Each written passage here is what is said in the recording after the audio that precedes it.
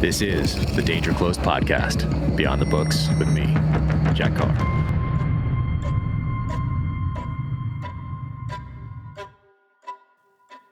Welcome to the Danger Close podcast, an Ironclad original presented by Navy Federal Credit Union. My guest today is the legendary Robert McKee, and I'm going to read a little bit of his bio from his latest book here. It is called Action, and it was such an honor to have him as a guest on the podcast. And here it is, a Fulbright scholar and member of Final Draft Hollywood Hall of Fame. He is the world's most sought-after author and lecturer, known for his seminars, webinars that provide writers with crucial insight on the story universe. His writing seminars have earned him an international reputation. The cornerstones of his teaching are character, storynomics, and dialogue. Translated into 23 languages, these singular works have defined how we talk about the art of storytelling. Over the last 35 years, he has mentored screenwriters, novelists, playwrights, poets, documentary filmmakers, producers, and directors. The lists of McKee alumni include winners of over 60 Academy Awards, 200 Emmy Awards, 100 Writers Guild of America Awards, as well as recipients of the Pulitzer, Booker, Olivier, and other major prose and playwright prizes. Story was his first book right here. Dialogue, character, and his latest out right now is Action. And I do want to read one passage, and I do read this at the end and ask him his thoughts. But here it is. Authoritative personalities like Plato fear the threat that comes not from an idea, but from emotion. Those in power never want us to feel. Thought can be controlled and manipulated, but emotion is willful and unpredictable. Artists threaten authority by exposing lies and inspiring passion for change.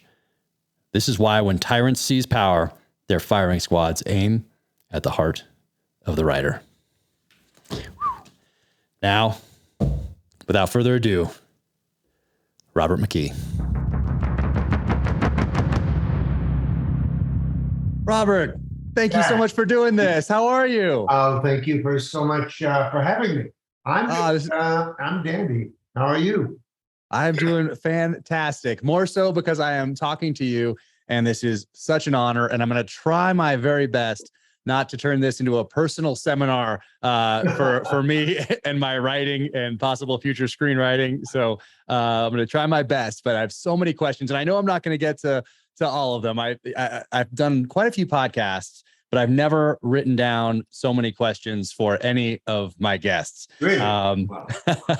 So that makes you unique, and you're unique in many respects. But I also have to thank you because the showrunner for the Terminal List, which is adapted from my novel that came out on Amazon Prime this summer, he was in one of your seminars in 2001. Yep. So I have you to thank for a lot of this. 21 years ago. Wow. I've been doing it for about 40 years. And so I've got a lot of alumni. Yes, you do. Tens of thousands of them.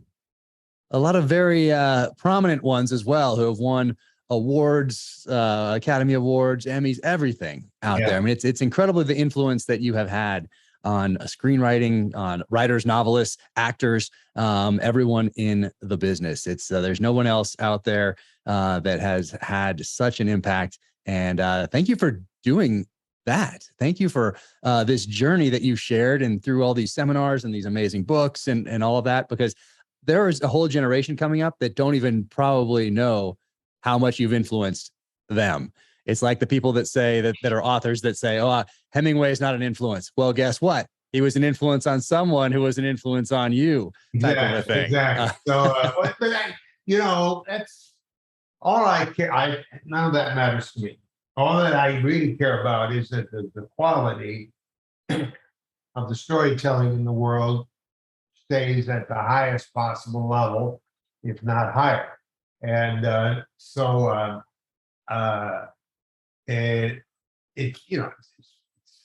pleasing to know that people get help from to understand things from what I've written. But then it has to be translated through their talents and their genius to something worth watching or reading. So that's what matters. Yes, and I do want to ask you about all that. But first, background. You were an actor at age 8. How do you become an actor at age 8 and then a director by 15, 16? How does that come about? Well, you have, arts programs in grade school, in my case. The schools do little plays. And in the third grade, they did a play called Martin the Shoemaker. And for whatever reason, the teacher who was putting this play on cast me as Martin. And I remember vividly, to this day, getting my first laugh. I had put a tablecloth on a table, and so I did. And then I remembered that my mother sometimes turned the tablecloth so that the tips of the tablecloth hung over the table rather than the square. You know what I mean? Yeah. So I rotated it, and I looked at it, and I thought, well, maybe, and this is all in front of an audience. And so then I thought, well, maybe I should do it the way that we did it in rehearsal. So I did it again. And then I thought, no, actually, and I did it again. And I turned that tablecloth 3 or 4 times until the audience was laughing. And I was done. I mean, that was it for the rest of my life. That was such a pleasure, and happened by accident. So then the community theater, we have lots of community theater in America. And community theater, the local one, cast me as a kid in some plays, and then in high school, and on it went. And so a lot has to do with accident, but it's got to be a serendipity, where the accident is in tune with something in you, Yeah. Oh yeah. And so it wasn't just an accident, right? And but the path was set, and I never left it. No, are you in New York through your 30s, and then you make the move out to LA? Is that how that works? You go out to Los Angeles and Yeah, really get into screenwriting. That was probably a great mistake. Really? Well, the first professional career, from when I was like 18 till I was 30, was in the theater. And in those years, I directed over 60 plays, and I acted in at least that many plays, because I did summer stock every year, and that's 12 plays a summer, and then off Broadway, and then finally on Broadway, and with the APA, and so I was, I had a good career in the theater, but I was spending all my time looking at movies. And not necessarily watching other plays, but fascinated. This is the era of Ingmar Bergman and Fellini and Truffaut and the great Hollywood masters. And so I got it in my mind that I really should take my career to Hollywood, which I did. But I think it was a bad choice, because it was just too late. I was already in my 30s.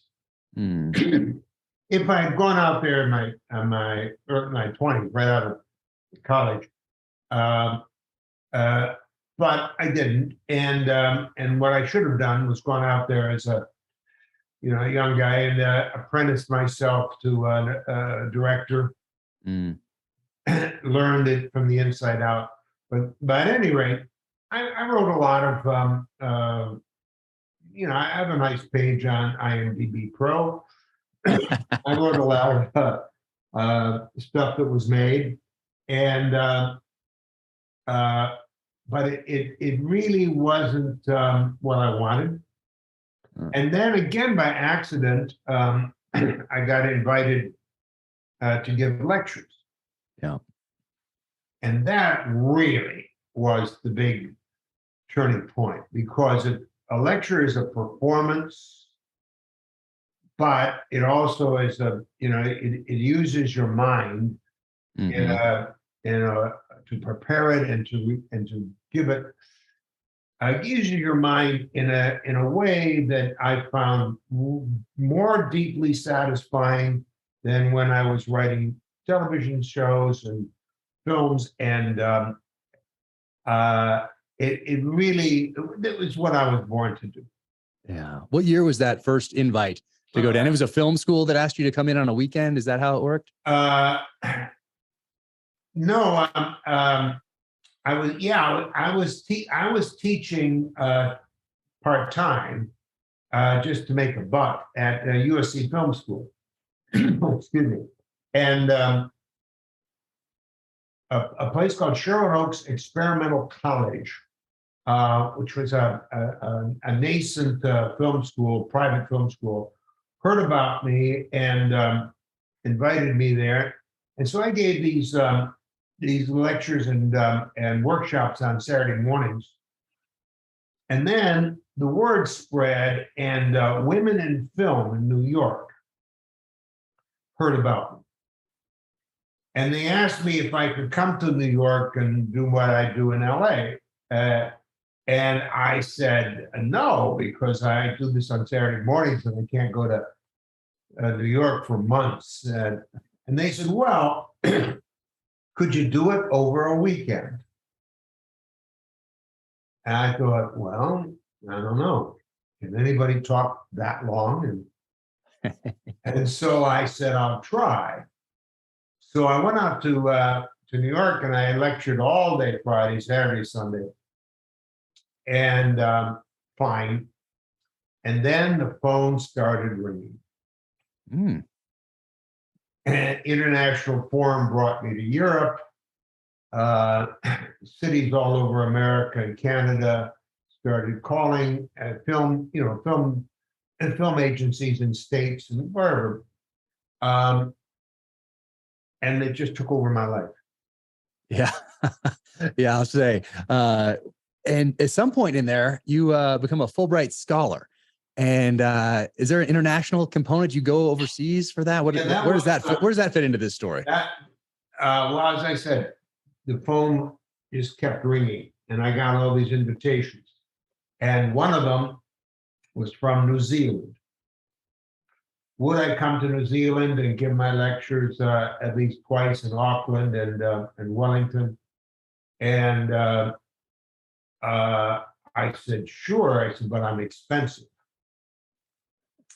And they said, well, let's look into that. And so they went to the Fulbright Foundation, and Fulbright funded it so that New Zealand could afford it. And Peter Jackson was there, and Jane Campion, and then the Fulbright people hired me to sit on committees and help select other Fulbright lecturers or writers, and so that's how it happened. Like I said, it wasn't planned. I never had a proper career plan. Well, you had a very interesting student in one of your classes. I forget what year it was. I think early 2000s maybe. But you look down and you see, I think, Kirk Douglas down there in his 70s. And he's taking one of your classes. And sitting next to him with Jack Valenti. Yeah. That was a surprise. And so on the first break, I went up to Kirk Douglas and I welcomed him and I said to him, I said, why are you here? Yeah.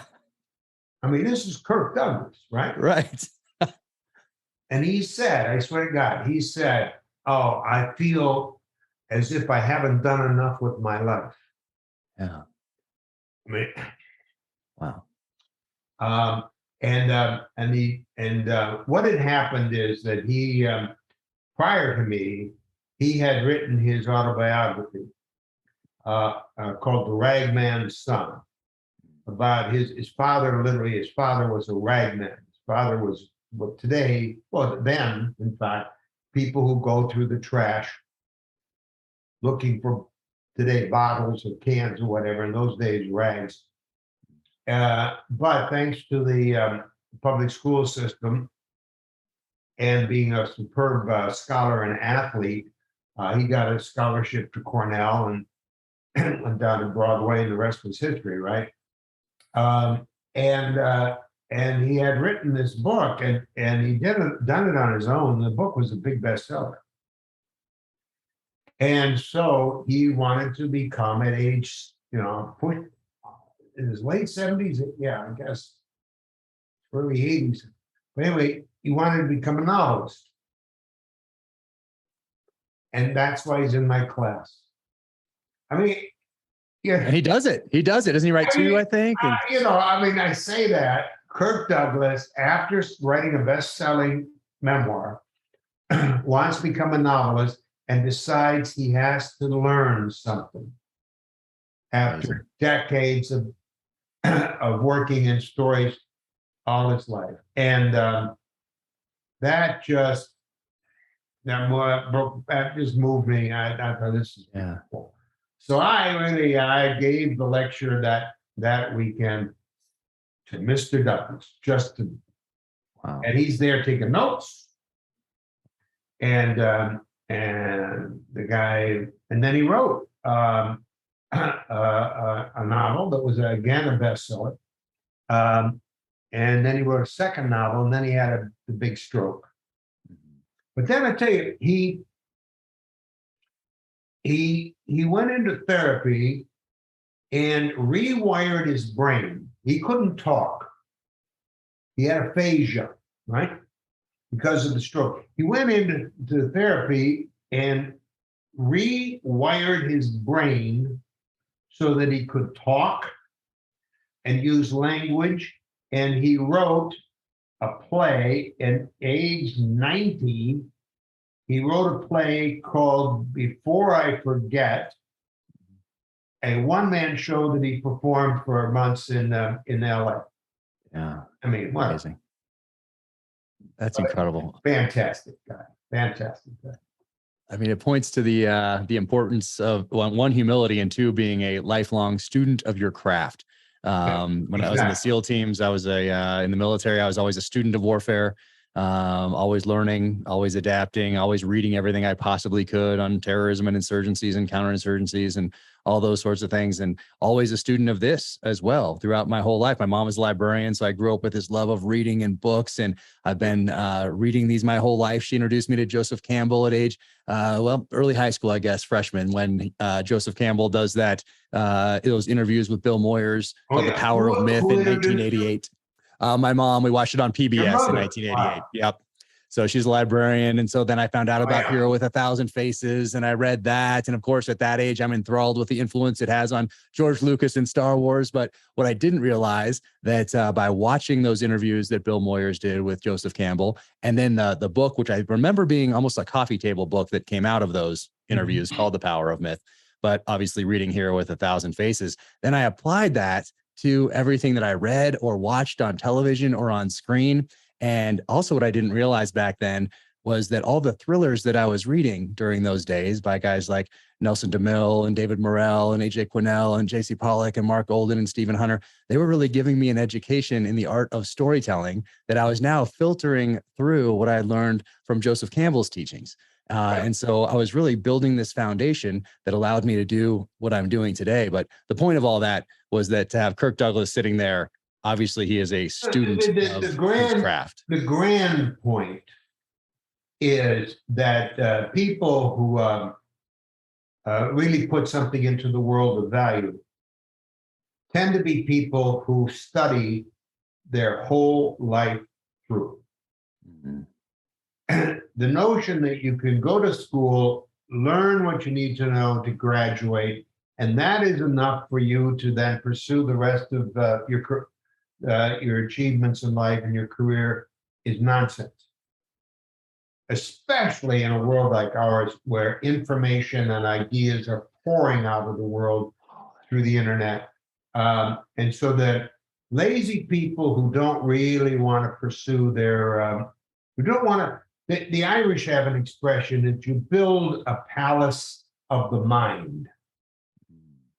And people who don't want to build a palace in their mind of all the knowledge they can possibly accumulate, and God knows that's just a tiny sliver of the world's knowledge, are not going to make it in general. Now, I suppose there are geniuses who just spontaneously do things and never think about how they do what they do, but that's not most people. I think so. Those would be outliers.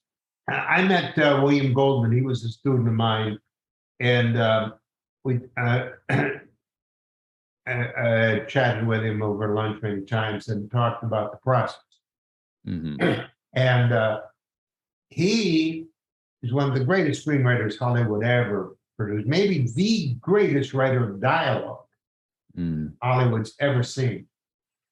And every time he goes to a play, a movie, reads a novel, anything, before he goes to sleep at night, he writes out his impressions of it, why it worked, why it didn't, etc. And then, of course, he took all those notes and then put them into books, like, Adventures in the Screen Trade and all that. Yes. But that's his working habit.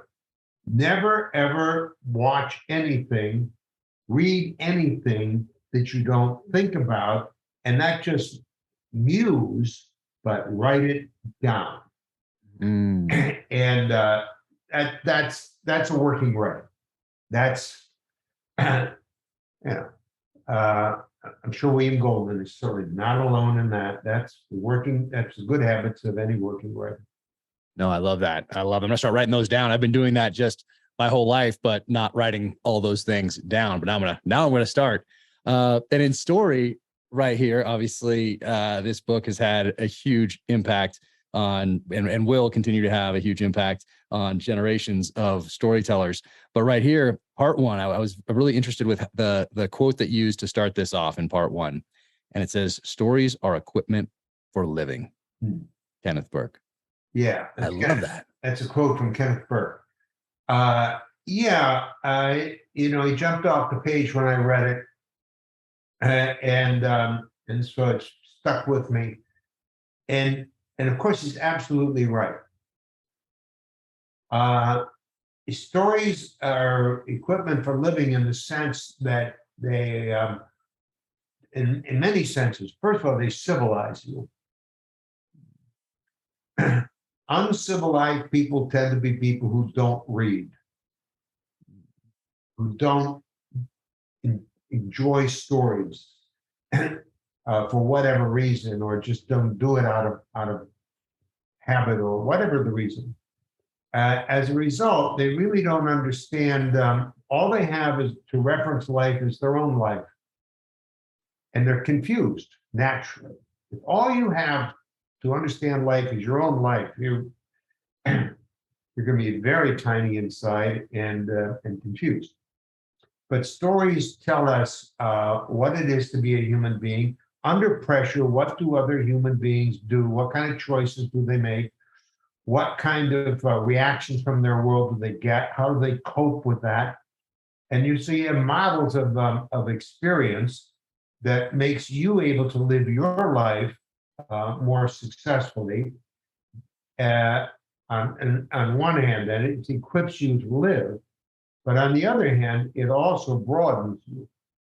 Stories take you into worlds you can never obviously experience, into the past, into future, into fantasies, into history, into the truth, everyday truth of today. It takes you into uncountable worlds that you have no access to, but the writer takes you in, and you come to understand how human beings and societies work, how they have worked in the past, how they might work in the future, what people do under pressure.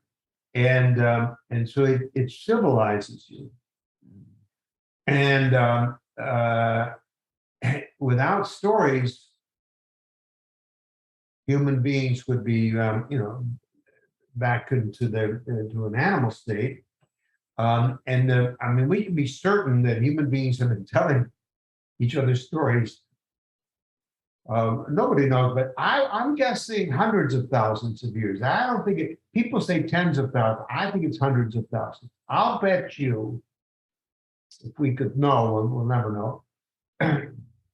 Back in those early, proto-humans, that they danced,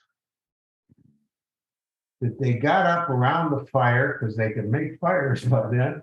They got up around the fire at night and mimed or danced out their day.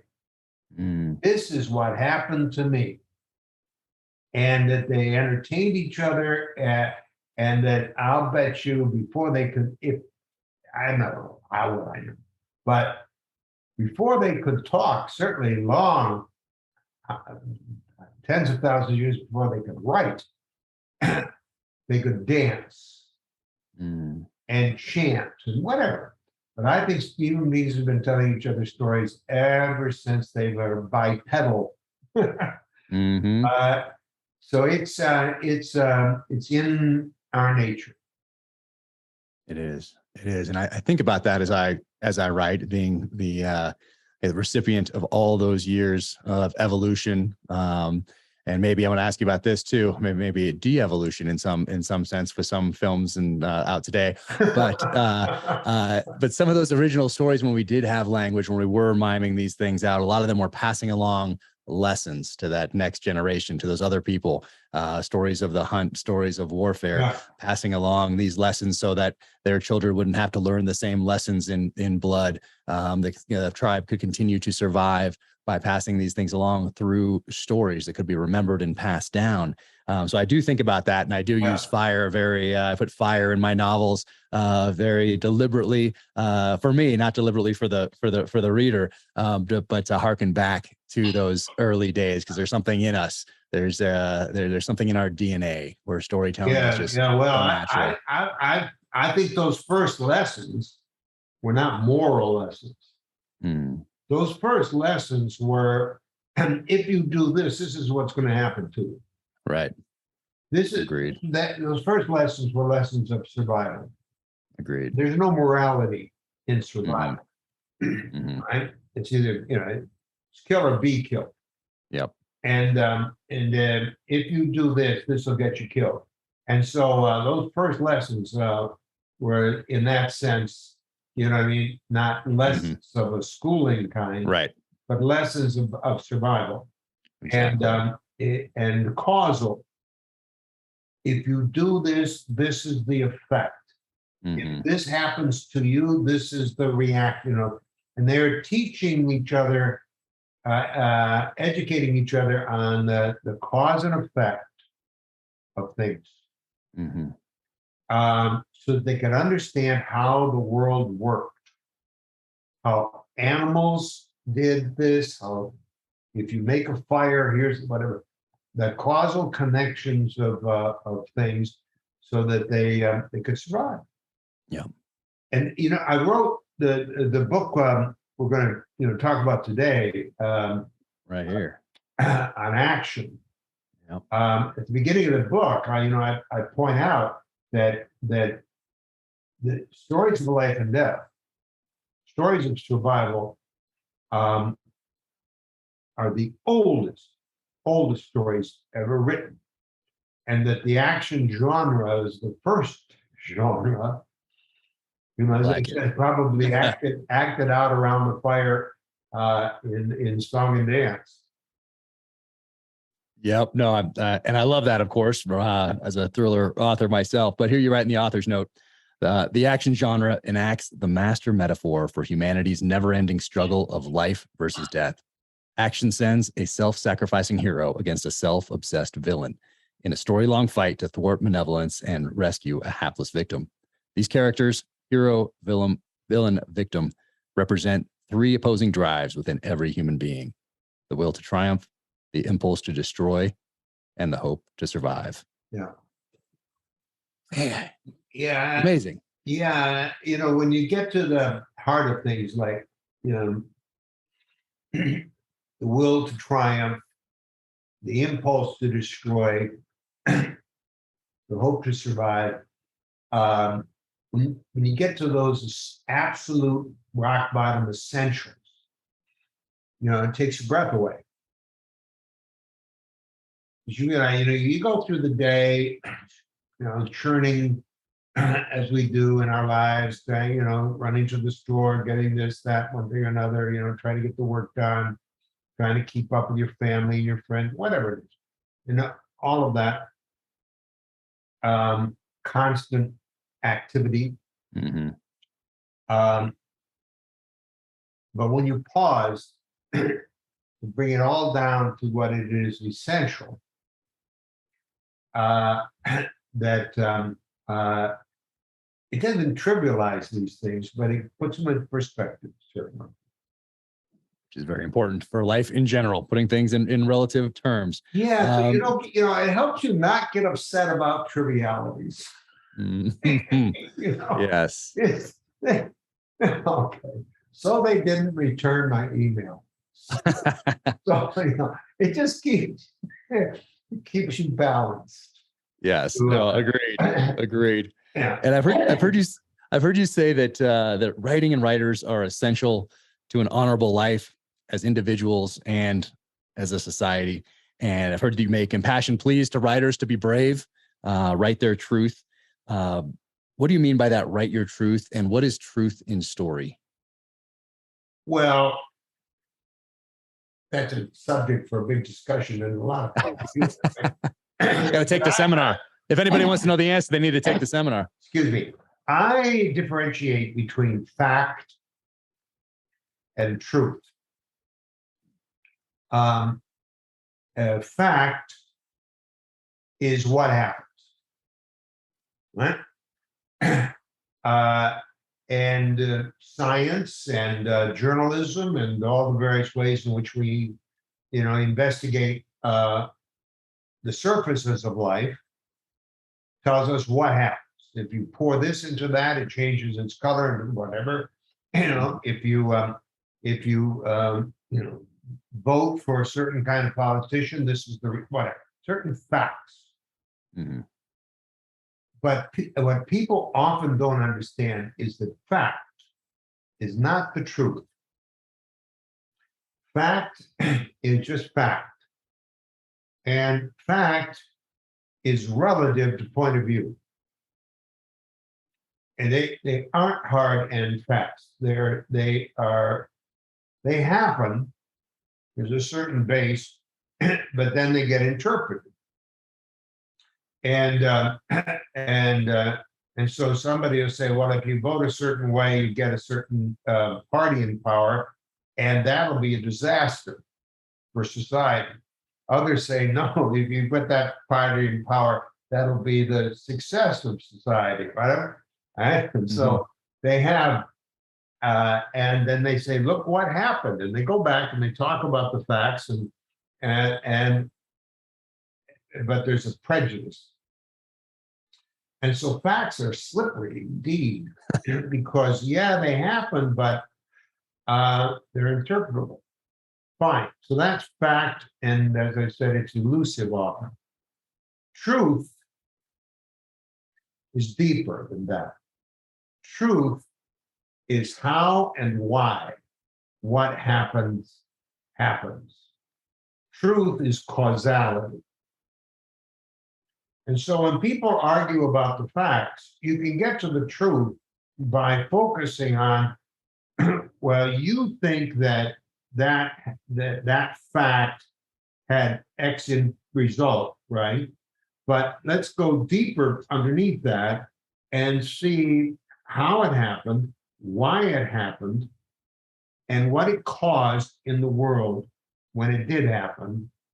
And so if you dig deep enough underneath the facts with a calm mind, searching for the truth, not just evidence to back up your argument so that you can win arguments, But if you really want to know the truth, and you look for the deep causalities of things, and people calm down and they agree, yeah, that's why that happened. And that's how that happened. Those are the forces that cause the change. And this is the process of that change. And then you can get to the truth. And that's what writers do. Writers burrow beneath the facts into the hows and whys do human beings do the things they do. And great writing penetrates the surface, goes into the deep psychologies, even unconscious drives of human beings, their conscious choices, right or wrong, whatever, the forces of society, the flow of power up and down the pyramid of power, the forces of Mother Nature, the forces of personal relationships, the way in which family, friends, and lovers cause each other to do the things they do. A writer digs into the inner life, the personal life, the social life, the physical world, trying to discover the truth. And a beautifully told story then creates a surface, and then in the turning points exposes the truth. And you suddenly get a rush of insight, and you go, oh my God, no wonder. That's who she really is. That's who he really is. That's what's really going on in that relationship, etc. And so when I autograph books, I always write the phrase, write the truth,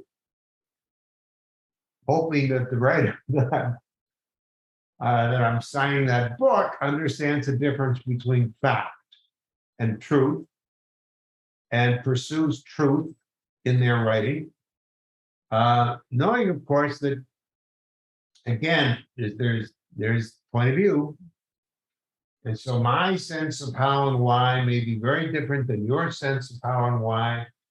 But in a democracy, if enough truth gets out from the right and the left and everything in between, intelligent people can experience all these different points of view and then come to their own personal sense of what truth is, and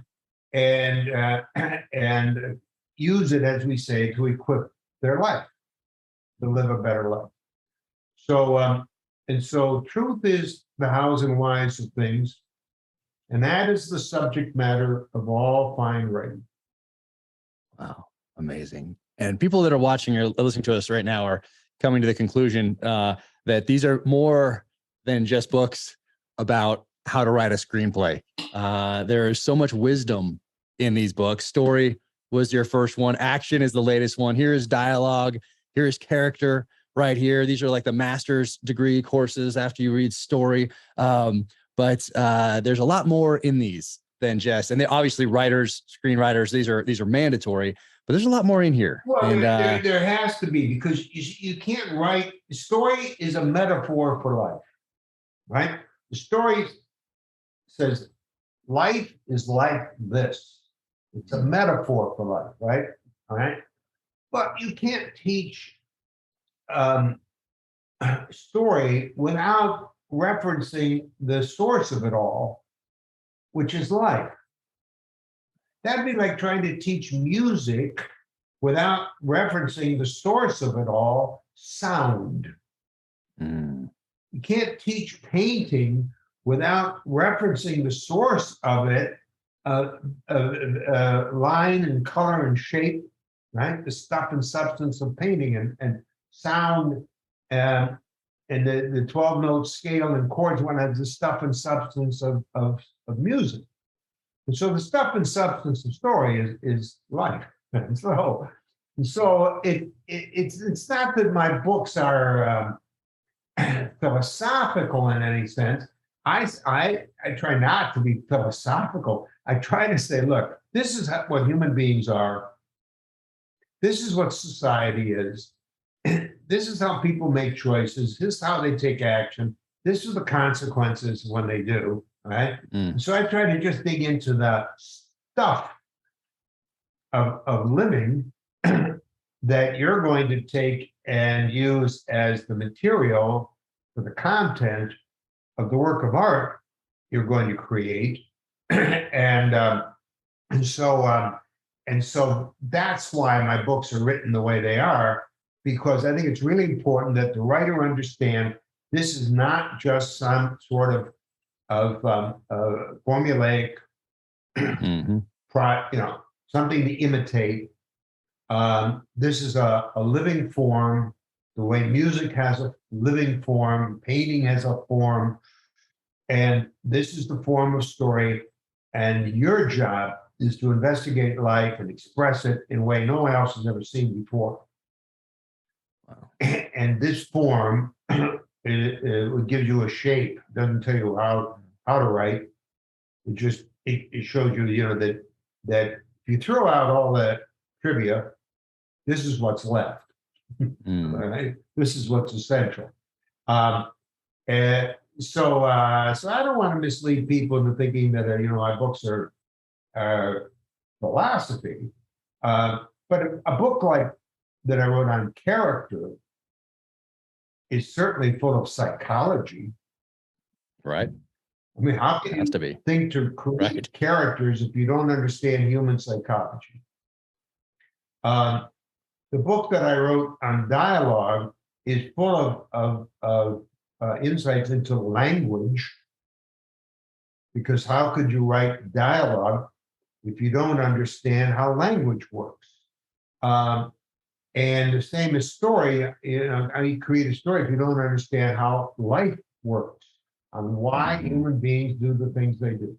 So, and so it's not philosophical, but if you think it has insights, it's on purpose, because I think the quality of education has shifted over the decades.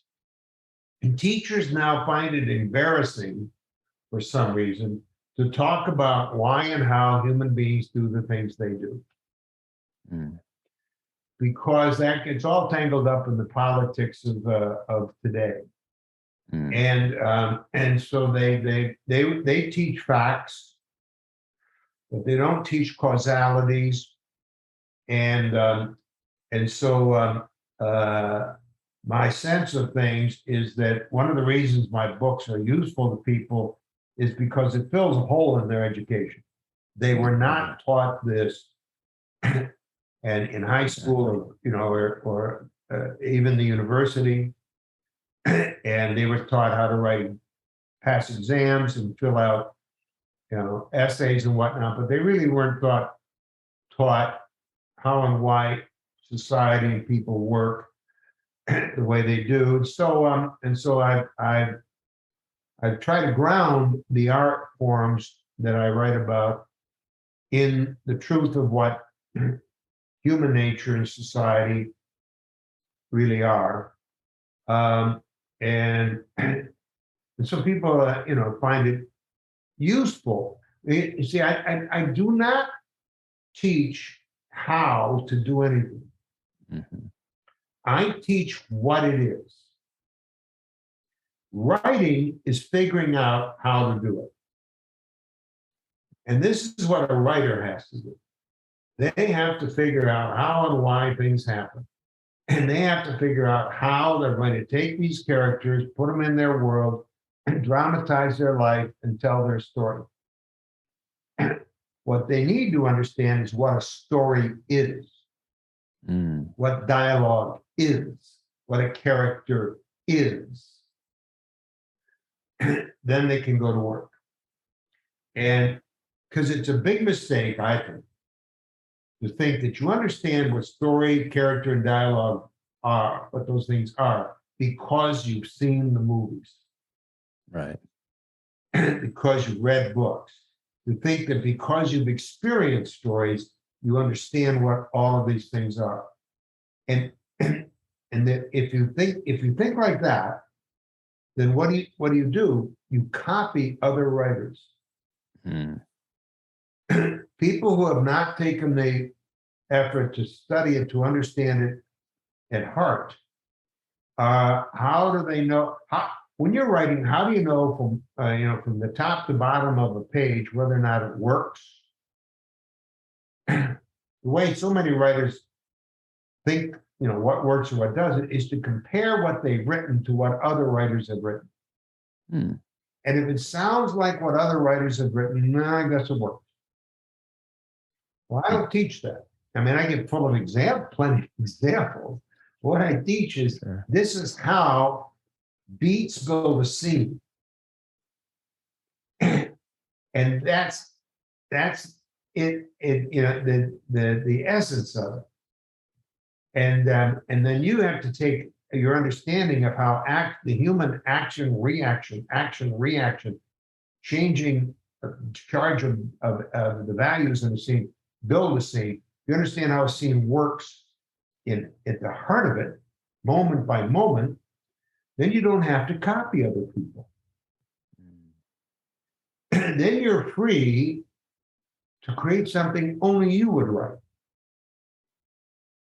And so just knowing, studying other people's work is very important by all means, but knowing, just memorizing how other people have done things doesn't make you an artist, doesn't mean you're going to put anything of real quality into the world. You're just going to copy. And I have been teaching for 40 years to get people to create, not copy. And to create, you have to have an understanding of the essence of the thing. If you don't, you just copy other people. And you don't have to go to the movies or turn on TV or pick up go to a bookstore to see how much copying there is in this world. Yeah. Right? But they're really the best create. They know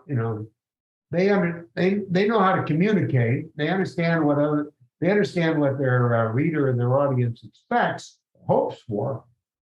But it's always a joy to see something where you go, wow, I never thought that. I never saw that. I didn't see that coming. Right. And those are the moments you have when you're dealing with an artist who creates and doesn't copy. Yeah. Are you surprised? I mean, my goal is always to move the genre forward, even if it's just by a degree. Every time I'm always getting better. I'm always studying my craft. I think that's what I owe the reader who has trusted me with time that they're never going to get back. It's something I take extremely seriously. Yeah.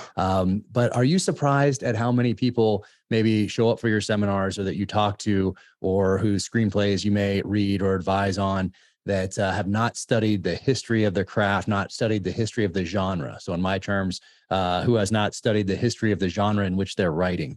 And for me, my third book was an homage to a lot of these books that moved the genre forward, from The Most Dangerous Game back in 1923 to Rogue Male, to First Blood in 1973, up to Last of the Breed in 1986, 87. So it was a hat tip to all of those. But it still is shocking to me how many people that I meet who don't know the history of the genre in which they are writing. Do you find that with film and screenplays as well? Yeah, yes, of course. Because it's lazy. People are lazy. They don't want to have to work. And to study your art form and the history of it, building up to today, that takes work and that time, and they can't be bothered. That's one thing. The second thing is and this is their logic. Why should I study the history of my genre? What I really want to know is what is hip today, because the past is past, and in fact, I would like to know where the trend is going, right? And so why should I look backwards? I want to look forwards. I want to know where the trends are and what's going to be a hit next year, so that I can try to copy that idea and make a hit for myself, right? And so that's how they think.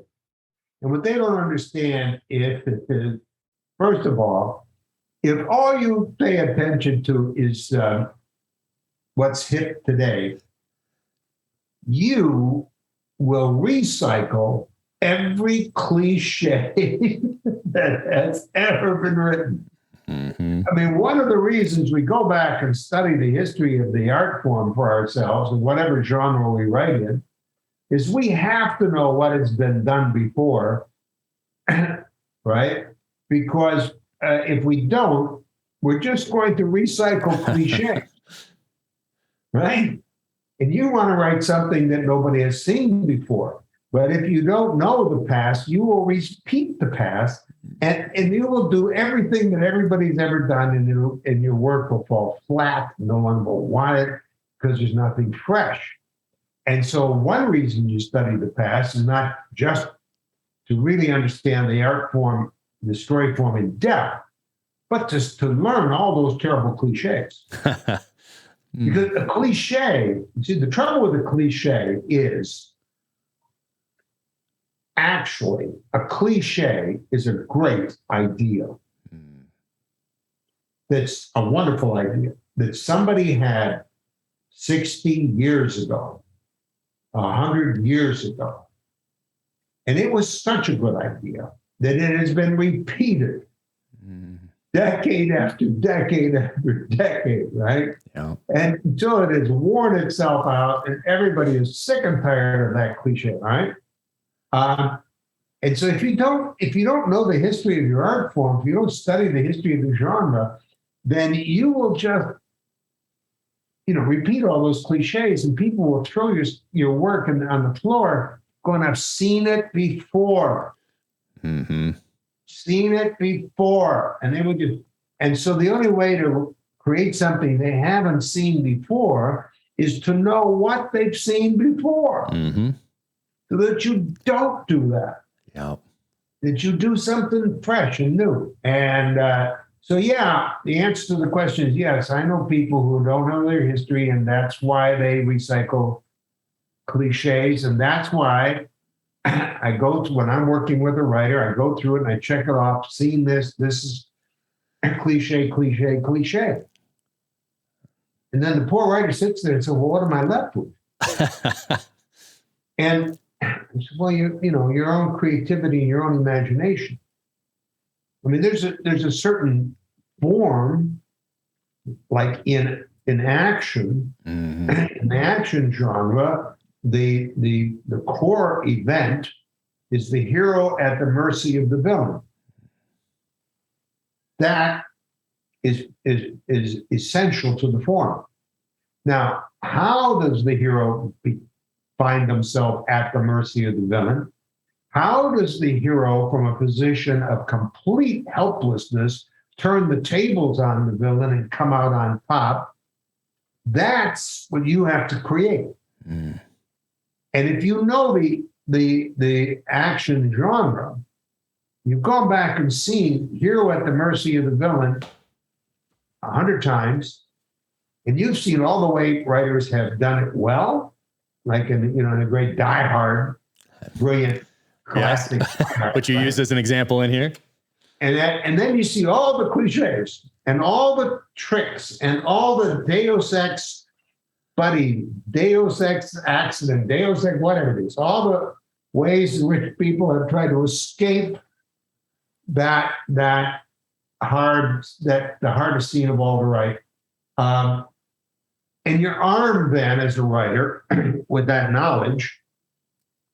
And so that you can really challenge your imagination to, how do I get my hero to the mercy of a villain? And how do I go from absolute negative to absolute positive from the relationship between the two of them in a truthful way that really is, a revealing of the depth of the ability and the power and the courage of the protagonist, in a way no one has ever seen before.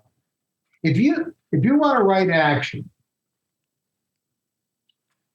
that scene, the hero at the mercy of the villain, is fundamental to the story, fundamental to the form. Everybody in the audience is waiting and waiting and waiting for that mercy scene, we call it, right? And if you can turn the mercy scene in a brilliant, in-character, insightful, surprising way that no one ever has done before, you will sell that screenplay. That, if you do that beautifully, wonderfully, that's a treasure. People can't wait to make that movie because there comes a payoff no one's seen before. But if you do it the same old tired way we've all done it, then God help you. So it's a long answer to a short question, but yeah, you have to know your history in order to win the war on cliches. Win the war on cliches. I love it. And I love the examples you use in here because you use examples of movies that a lot of people have seen. Guardians of the Galaxy, obviously Die Hard, Dark Knight, Terminator, all these classics in here. Man on Fire, Logan, Deadpool.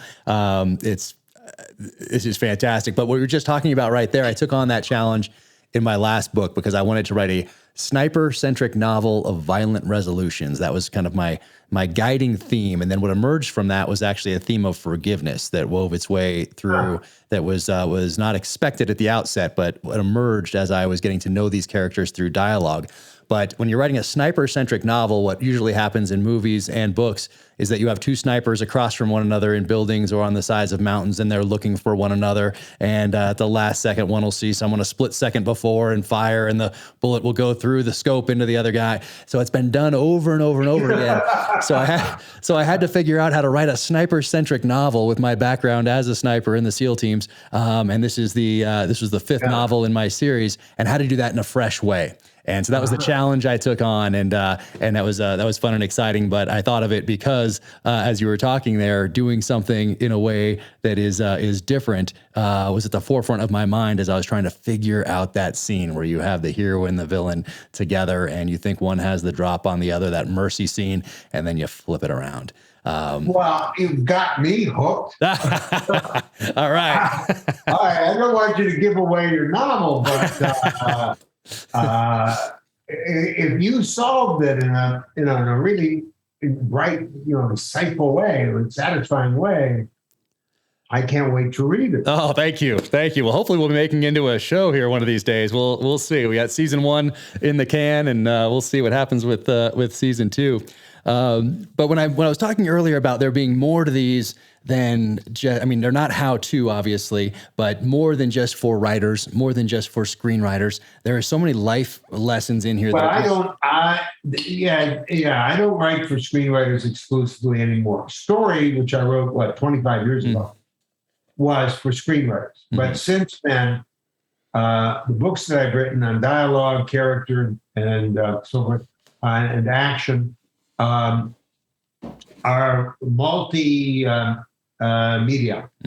So I write for screenwriting, of course, but also the great, as you know, of course, the great future of storytelling in the 21st century is long-form television.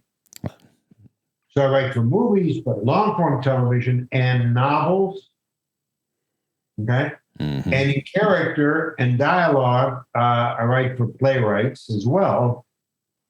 Action, we don't have any action stories on stage for the most part, but we have them in games.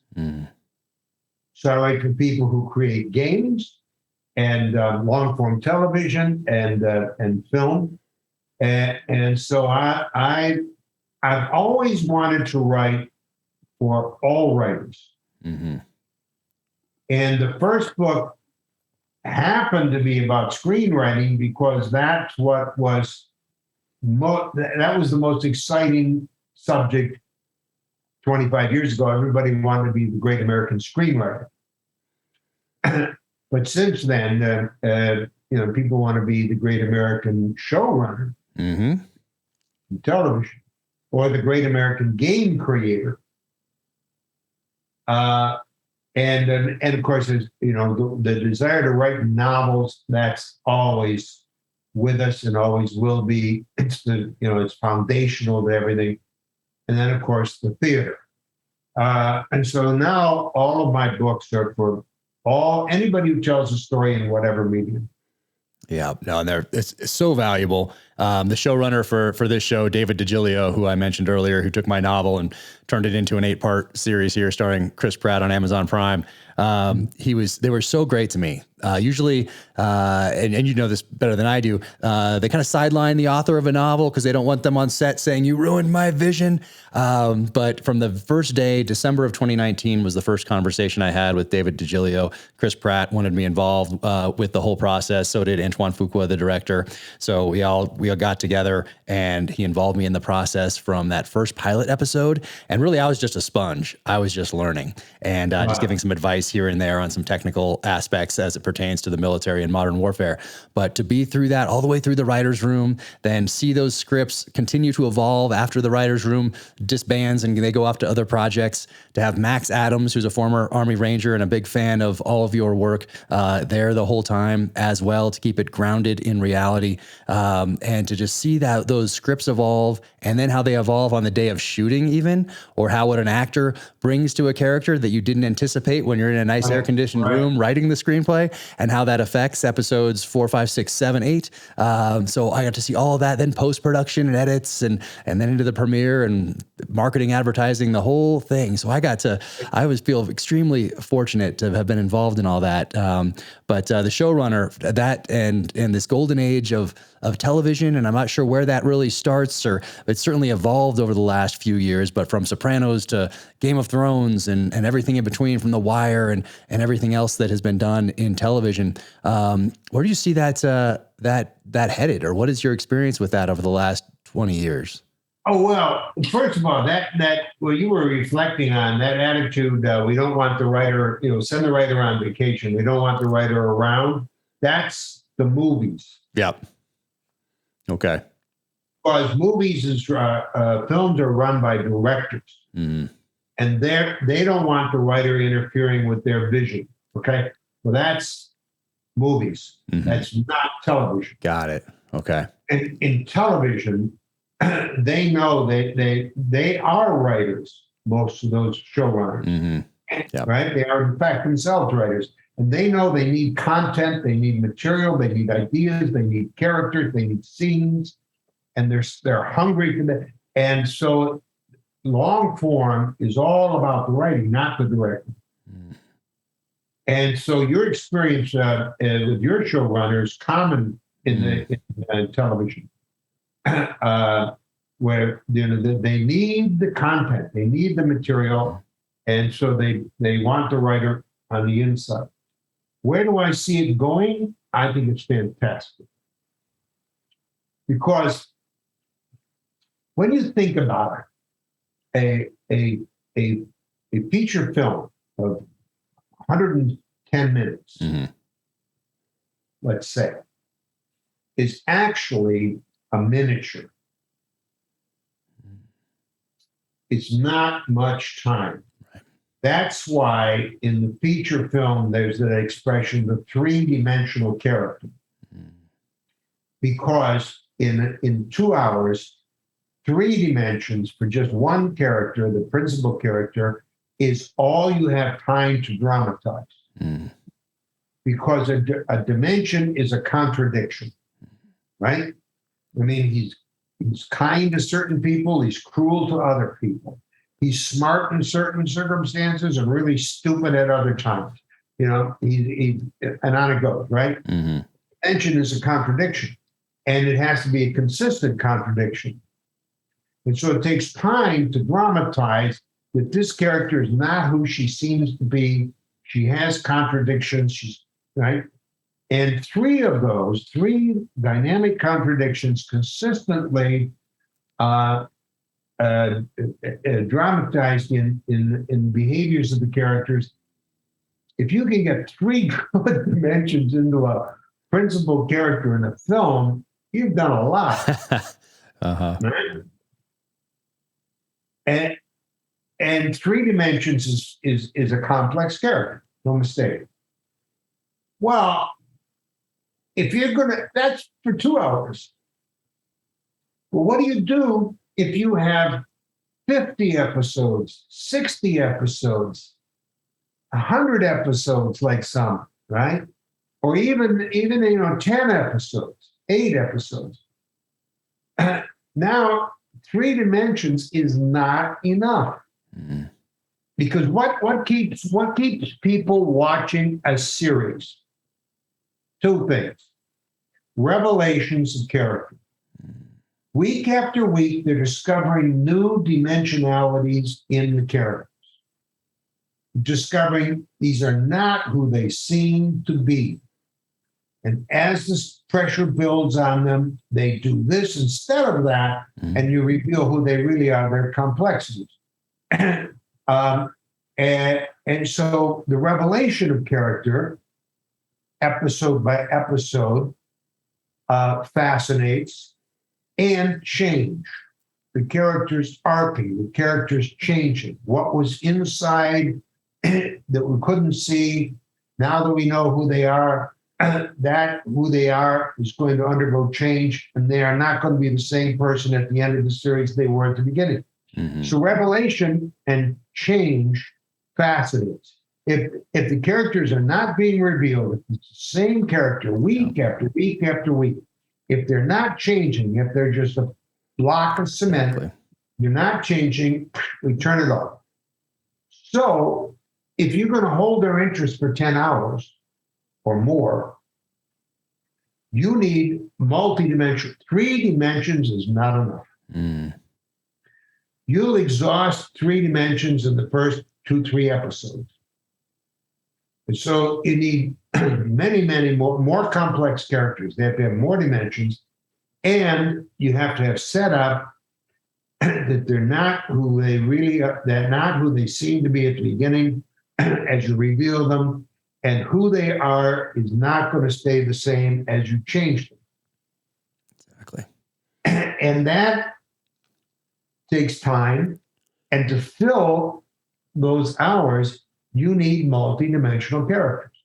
So, like in my book on character, I analyzed Tony Soprano as a 12-dimensional character, and Walter White in Breaking Bad as a 15-dimensional character. Mm. Tony, interestingly, does not arc. Mm. He tries to change, but he can't. Walter arcs. And so this opportunity to project characters over 10, 20, 30, 40, God knows how many hours, year after year after year, revealing their complexities and arcing their natures, offers writers the greatest opportunity in history to create characters and tell stories of a density and a complexity and a fascination no one in history, including Shakespeare, has ever had the opportunity to do, because it takes time to create and reveal complexity and change it. Mm-hmm.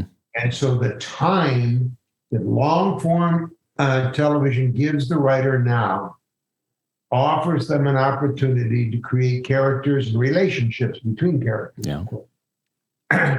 of a richness never been possible. Yeah. I just finished watching When They See Us, which was a just four hour series. Won a lot of awards, and deservedly so.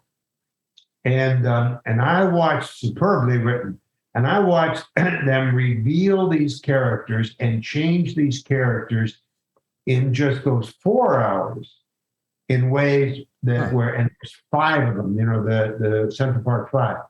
They had 5 characters to deal with, delineating 5 characters and arcing them. And they did it in 4 hours. It was brilliant. On the other hand, I just finished watching Ozark. Mm-hmm. Well, Ozark was 4 seasons, right? So now you got 40 hours. Same thing, wonderfully complex family and relationships, heroes and villains, and complex psychologies.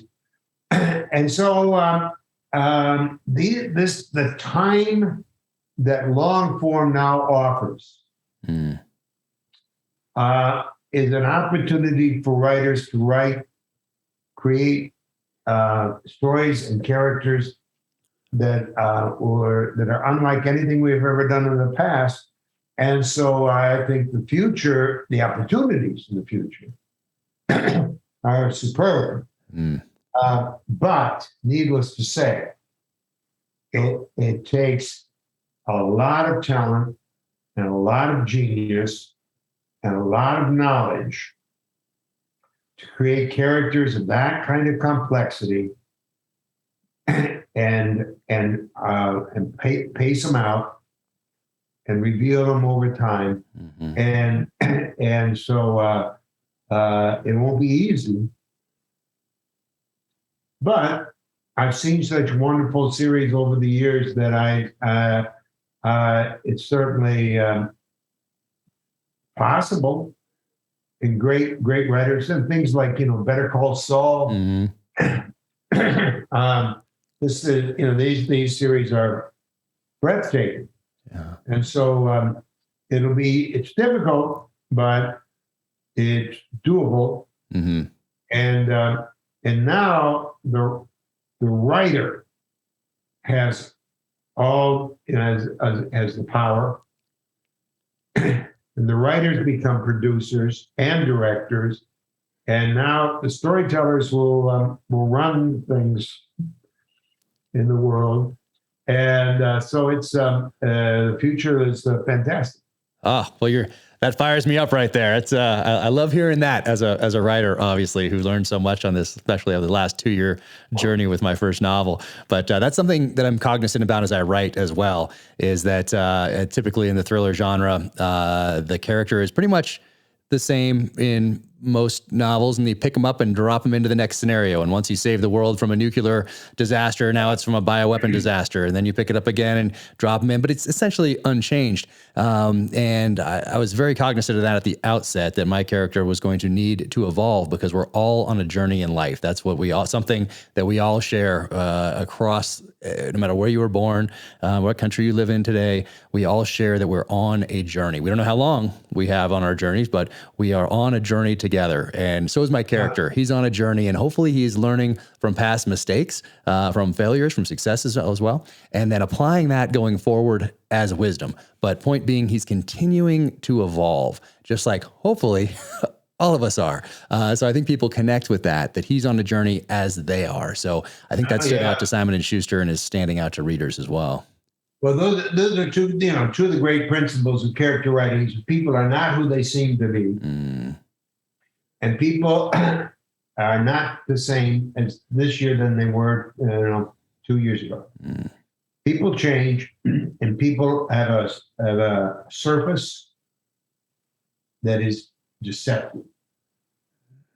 You think from what you see in someone, that's who they're not. That's not who they are. So who are they really? You put them under pressure, they make choices, and they reveal who they really are. People are not consistent. That's the third great principle. People are full of contradiction. In one circumstance, they act one way and change the circumstance, and they become another person altogether. So they're not who they seem to be. They are not consistent, and they are not staying the same. And to follow those three grand principles in character creation, then that forces you to tell a wonderful story.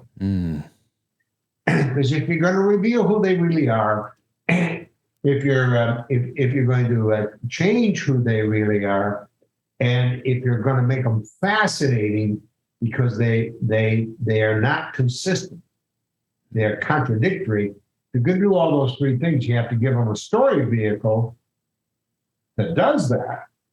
And so, it demands great storytelling. Yeah. The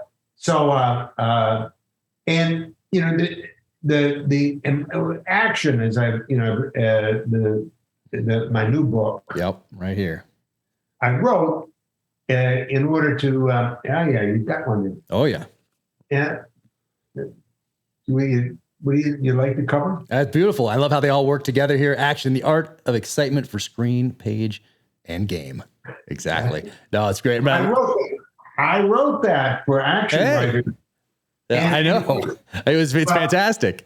When you write what you're calling your work thriller. A thriller. Mm-hmm. But there's a lot of action in it, isn't it? There's a lot of action in there. Yep. Yeah, I call it. If I classify it as a political thriller, but obviously differentiate it from a medical thriller or a legal thriller, or that sort of a thing. But political thriller not because of politics, but because of the political interactions between people, regardless of institution.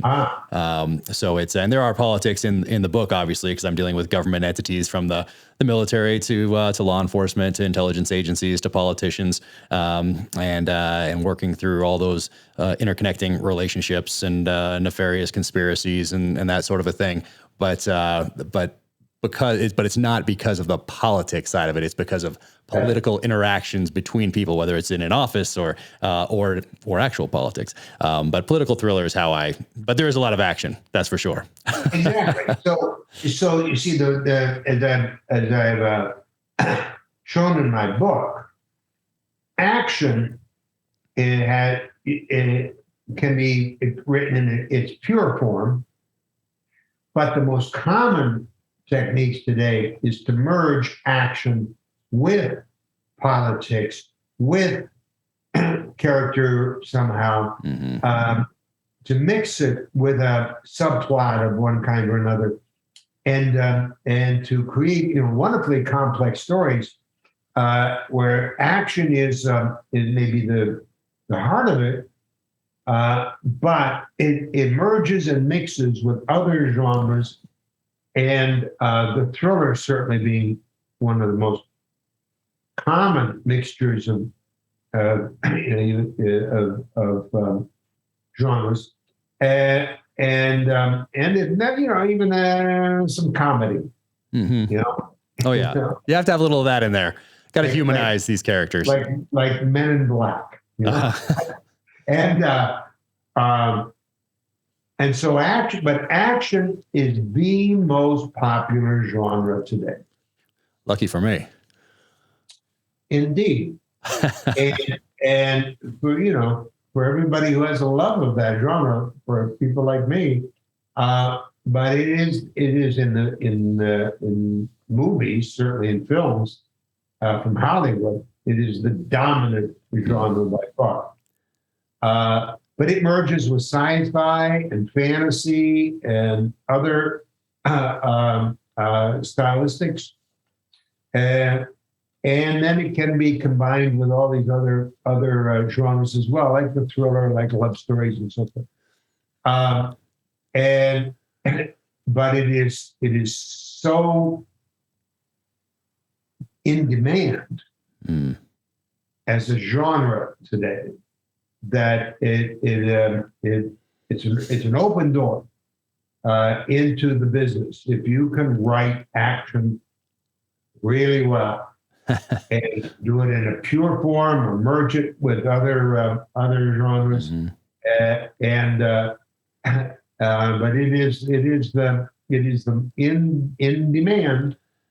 So even something that is complex, for example, like I said, I just finished the last episodes of Ozark. Well, Ozark is the basic genre is the family drama called domestic drama. But this family has gotten involved with a drug cartel. And so crime then merges with a family drama, and the action sequences are brilliant. And so even family stories, mom, dad, son, daughter, a family story becomes the basis for something that is ultimately pays off in action. And so I wrote this book on action, in order to give writers that extra color on their palette, so that they can, if they want, add that to the mix. Right. And because, God knows it's in demand. Right. Well, so when I write these things, I find I get to know my characters through dialogue. So when I start out, I have a title. I like having a title because it doesn't, even if I'm going to change it later, because I'm not wasting bandwidth as I'm typing away, worried about coming up with a clever title. So I have that. I have a one sentence. It's evolved from one word, which I got from Stephen Pressfield, who I misinterpreted as saying that he writes a one-word theme for his novels and put it next to his typewriter. And what he actually said was that he knew someone who would write a couple sentences for plays and put this. But I misinterpreted that. Now that we're friends, now I've expanded my one word from revenge to revenge without constraint to violent redemption. That's really one word. That's a really severe discipline. I mean, that really makes it hard. One good sentence is hard enough. Yeah. So I'm glad to hear that. Yeah. No, I did that, and I think it kept me on track because when that first novel made it to Simon & Schuster, I thought it's going to Emily Bessler at Simon & Schuster. She has her own imprint, Emily Bessler Books, and if she wants to put aliens from outer space coming in this thing, I'm just going to do that because that's who she is, and I'm just going to learn. And there were hardly any content edits, and I credit that yellow sticky that said revenge and then expanded to revenge without constraint that had things tying back to it directly, but more importantly, indirectly to that theme that kept me on track throughout that whole process. But in dialogue now, when I have that title, I have that theme, I write a one-page executive summary, and I ask myself, is this worth the next year and a half of my life? And then if someone else was to read this 2 paragraphs of this executive summary, would it add value to their life? And would they pick it up and read it? And if the answer to both of those is yes, then I dive in and I write an outline and then I turn that into the narrative. But a lot of times I have a name for someone in their position, so-and-so director of, let's say, the CIA. But I don't really know that person yet until they interact with other characters and they have these conversations. And some of my favorite chapter that I've ever written is chapter 3 in my last novel, my 5th novel. And it's not a huge action scene. There's not bullets flying. Things aren't blowing up. It's a matriarch of a family coming to talk to my main character, to my protagonist, and they're having a conversation and she's passing along wisdom. And that is my hands down, my favorite chapter. It really became emotional, actually. Yeah. Well, that's a common way of working. There's basically 2 ways to work, from the inside out and the outside in. And so some people start with a certain psychological complexity, and then they ask themselves, how would a person like this talk? Right? There are other people like yourself who first write the dialogue. And then they ask themselves, what kind of person talks like this? And that takes them into the character. And so many writers do it both ways. Sometimes they start on the inside. Sometimes they start with something they can see or hear, like dialogue, and then work backwards. It doesn't matter because sooner or later you'd have to do both. But what your experience, what your method is both, right? You start with an idea and then you build it into a step outline or executive outline, as you were calling it, and then you start listening to people talk, and that's how you fill out their natures, characters,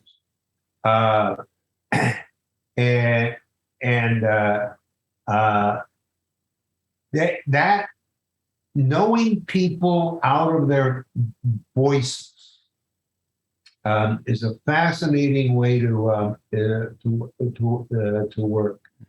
Did you have a background by any means, any chance in the theater? Were you? I did a little bit growing up. Yep, I did. But same as you, school, grade school, middle school, Right. high school, that sort of a thing. But then nothing from then on. Because it's often people whose background is in the theater. These are people who learned by dialogue. They learned, because the theater concentrates on dialogue. The theater is, 90% dialogue, just 10% visual. It's talk, and of a very elevated kind. The theatrical dialogue is rich in metaphor. I mean, the greatest of all, Shakespeare. And so people who have a background in the theater, they have an ear for dialogue, and that is often the way they start there, and they get to understand the characters in their story by hearing them talk. Interesting. So I've never thought about that, but I did. I still saved all the plays that I did as a kid. I still have them with the notes in them in a box upstairs here, and I'll find them every now and again and pull those out and see my notes and what my handwriting looked like and remember. So I never thought about it. I never thought about that connection before, but that's probably it. Those first impressions when you're a kid, the first impression that the things that you experience earliest in your life are indelible. Interesting. And so having acted, having done theater, having memorized lines, having understood character from the talk inward, that is a process. People, for example, who never acted, never performed, never done theater, but who read novels as kids, having read novels as kids, these people tend to write from the inside out. Interesting. Because the novel brought them into the inner life of the characters, and that impression as a child, reading about the understanding characters as having thoughts and feelings, and then taking it outward into behavior, that process is foundational to them. Wow. People like me who began in the theater, the outside in is foundational. Interesting. Because that's how I learned it. Wow. So I did both. Yeah, I did both. I was reading at the same time that I was doing that theater stuff in grade school and middle school and high school. That's incredible. I've never thought about that before. I'm going to call my mom after this and thank her, though, for making me do all those plays. But it doesn't matter, because at the end of the day, you have to do both. That's it. Wherever you start, you start. Outside in and inside out, it doesn't matter. Wherever you start is where you start, but everything has to be done ultimately. Amazing. Yeah, I'm going to think a little bit more about that. And I do want to be cognizant of your time, but I know we're never going to get through all these things I want to talk to you about. But for everybody else that wants to know the answers to these questions, guess what? They're in these books. They're in your lectures. They're on your online programs. They're in all of those things. But I did want to ask you about the things that you discuss in your lectures and in these books that you see coming up again and again in the work of your students or people who have read your work. And then some of the things that might be neglected today in, let's say, the comic book universe, the Marvel world. Are there some things that you see that are pervasive and survive? And there are some elements that you see as vitally important to storytelling that are missing elements of the comic book world and the Marvel world? Oh, what does good writing need that it doesn't have today? Is that what you're asking? No, like the principles that you talk about, the stories that you tell in your lectures and here. Are there some things that you, when you watch the more comic book, the more CGI, flash, that sort of a thing where the focus is on visual effects and that sort of a thing? Are there elements that are missing that you notice? Yeah, they cheat. They cheat. Okay? And they cheat in this way. The ideal is that, well, first of all, inaction. Mm-hmm. You know, whether it's a comic book or illustrated novel, whatever it is, right? Action, period. The key is the villain, not the hero. Heroism is a reaction to villainy. If there's no villain, the heroes don't do anything. They don't need to do anything, right? And so the starting point of a great action story, whether it's animated or illustrated or whatever, or live action, is the antagonist, the villain. And they cheat in the sense that they give their villain the most cliched motivation. Mm-hmm. You know, money, power, whatever. They don't think deeply about the villain. And so in order to defeat the villain, there's no richness within the nature of the villain that the hero can exploit. Mm. That villain is just a piece of, concrete. Okay, they want power. Okay, Mm-hmm. and so how if the hero is going to bring that villain down, the hero has a choice to overpower, outsmart, or do both. Mm. But if the villain is a block of cement, he can only be overpowered because Mm-hmm. Right. there's no string within him you can pull to outsmart him. Got it. Right. And that's what makes so often makes action writing so dissatisfying ultimately is how do you get out of that situation? You cheat.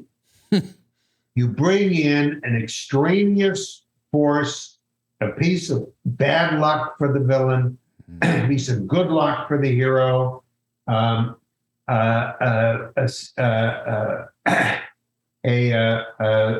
somebody in the villain's arsenal of minions is going to betray him. Mm. Often that's a female character, whatever, and turns against the villain. I mean, they will do the cliche thing, and it won't be what we want in a great action story is that the overpowering of the villain is in the hands of the hero. They discover what they need, the weakness in the antagonist to exploit. Mm. They develop their power as a hero, and they do both. And that it's in the protagonist's hands. Mm. But when you have Zypers as villains, there's nothing to outsmart. It's just a matter of bigger and bigger gun, Mm-hmm. right, against the and so they don't really put the outcome in the hands of the characters. Mm. And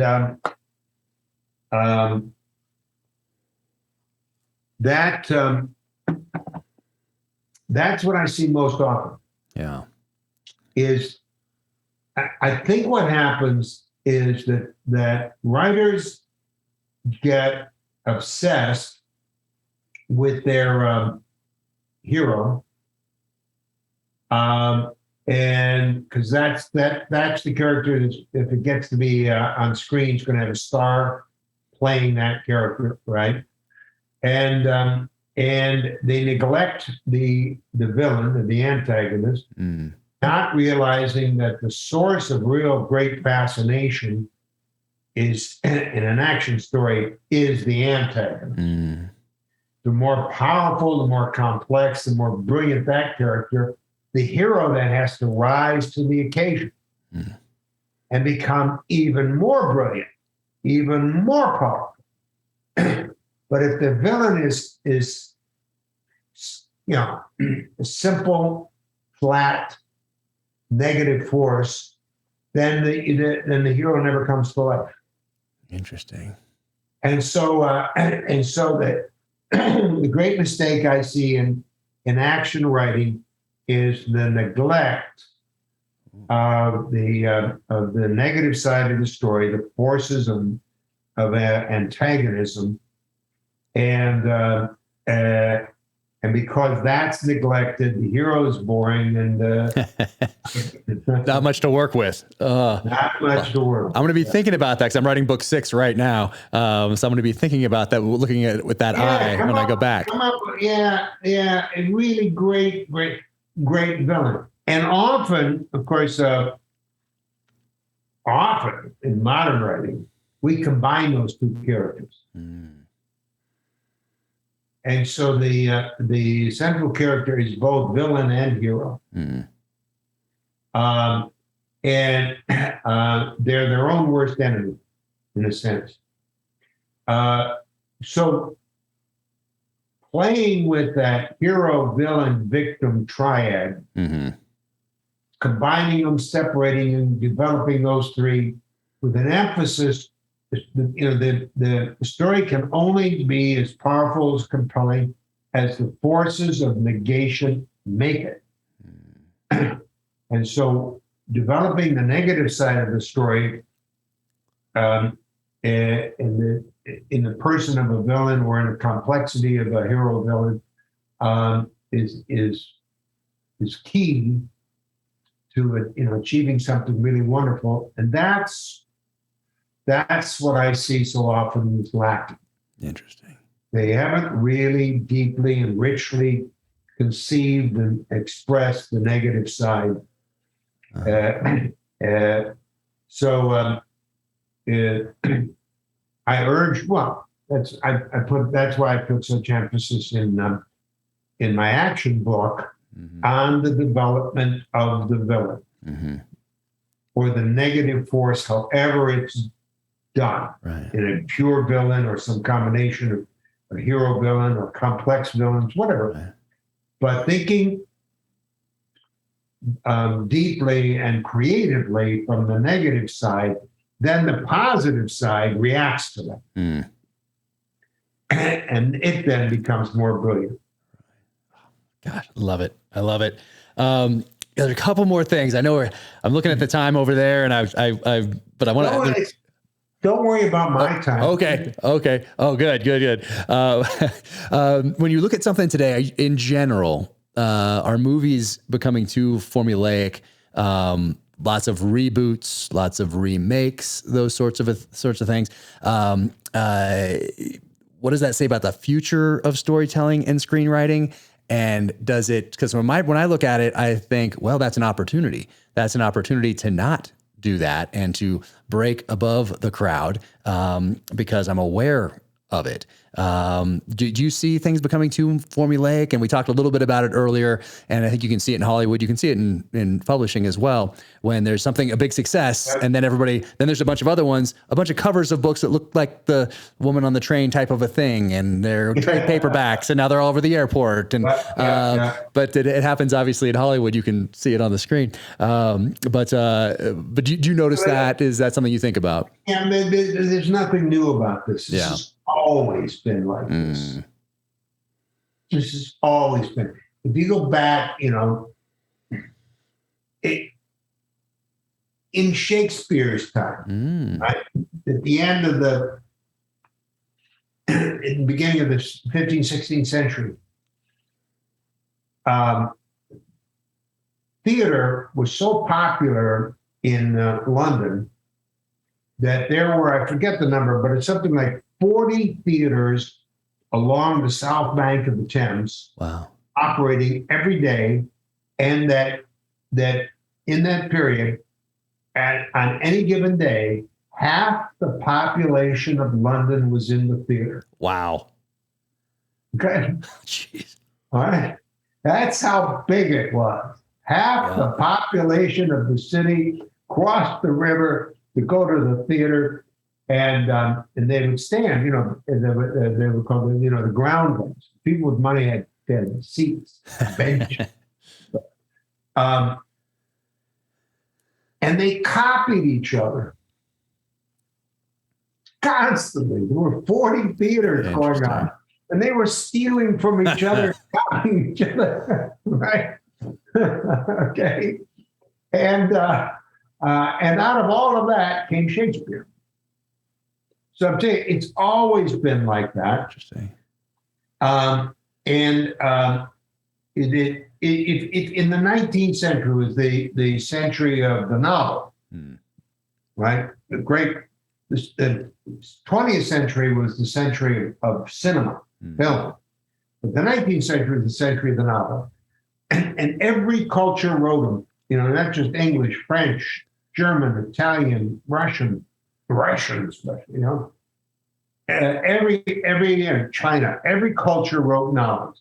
If you could count up all the novels in the 19th century that were written and published, it'd be certainly into the hundreds of thousands easily, right? I mean, there's 100 years. If we're just 1,000 novels a year, that's 100,000 right there. Wow. I'm sure it's closer to 1 million. Mm-hmm. The best of them fills one shelf. And what writers did, as they always have done, is novels would come out, they'd read the novels and see, this kind of a love story, that kind of a whatever it is, children's stories, whatever it is. And they would look for who was making money, who was successful, and there was copying going on. Same thing in the 20th century. If you look at how many bazillion films were produced by the world in the 20th century, the best of them, once again, is a very small number. Interesting. And all the rest of them were recycling other people's ideas, cliched. And here we are in the 21st century, the same thing is going on. So, I mean, it's one thing to say, well, it's always been like this. But yeah, it has always been like this.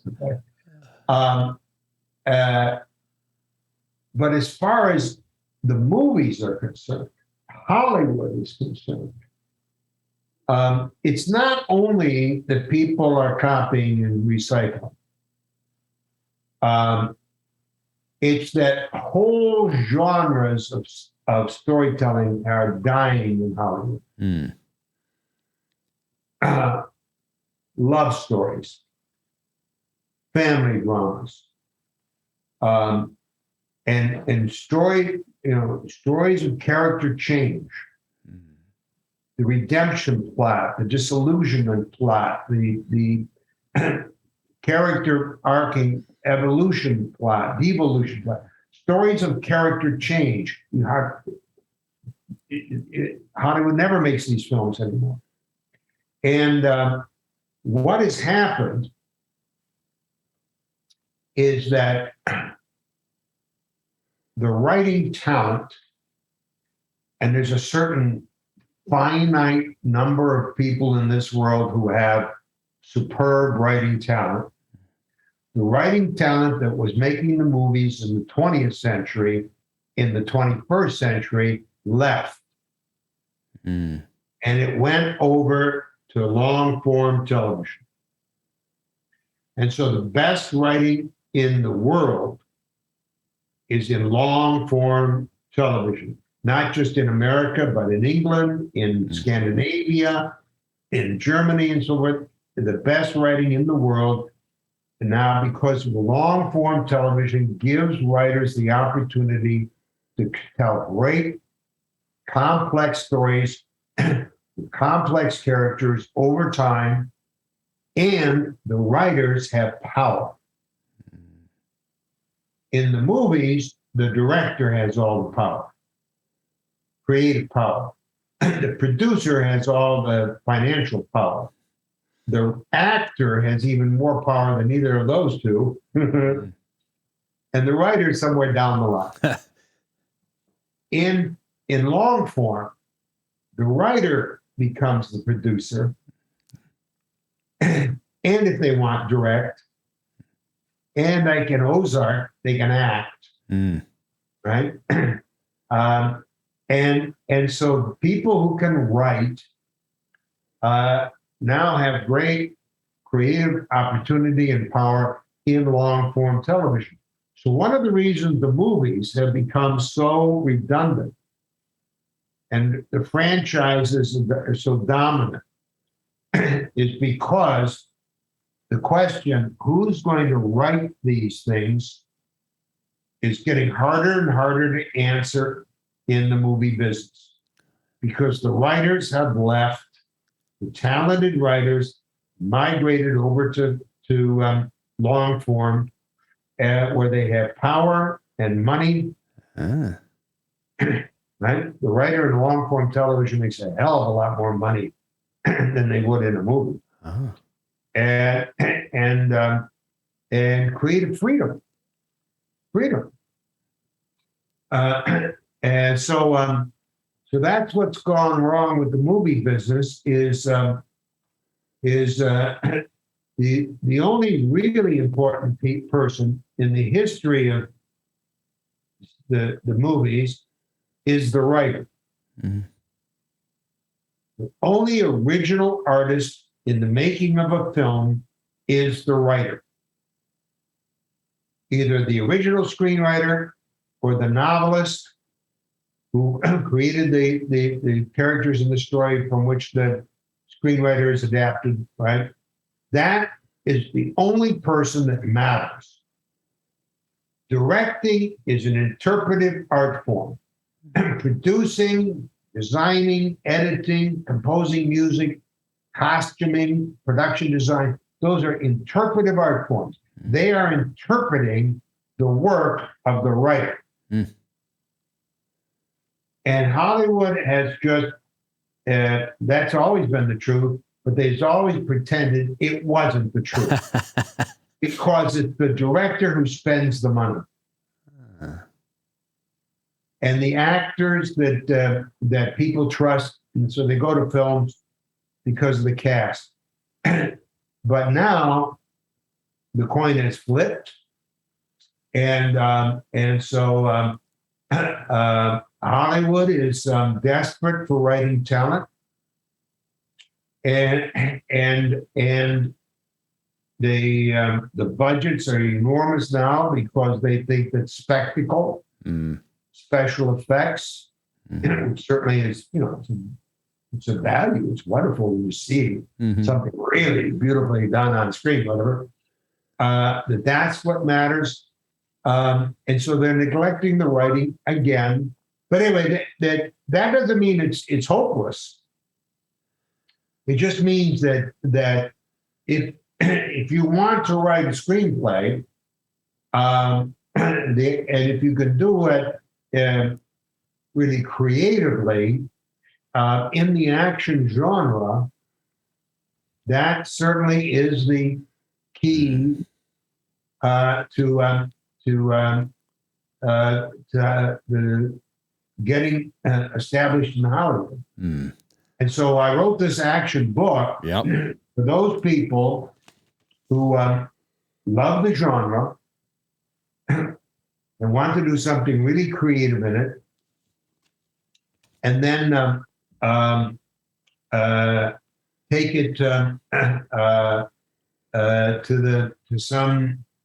into some direction and some wonderful execution that nobody's seen before. And if you can bring some, a whole new wonderful execution of the action genre to Hollywood,